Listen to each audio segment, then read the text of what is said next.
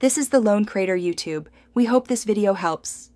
You start by confirming prerequisites: a Visual Studio 2022 install and a project type that exposes controls, like WinForms or WPF.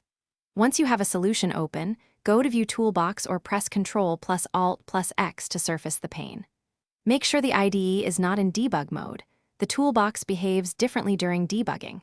If the pane is docked or auto-hidden, pin it now so you can follow along with the next. Once the toolbox is visible, right-click in the pane and create a new tab for your custom controls. Name it clearly. Then select Choose Items to open a dialog that lists Net, COM, and WPF components. Use Browse to add third-party or local assemblies. Make sure you check the boxes for controls you want to appear.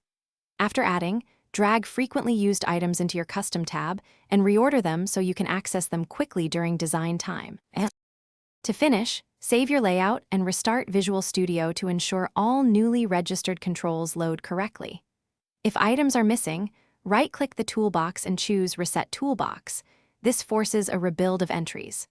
For stubborn problems, close VS, delete the component model cache folder, or run devenv/reset settings from a developer command prompt. Make sure to reopen the same project type. Controls are context sensitive, so your toolbox shows the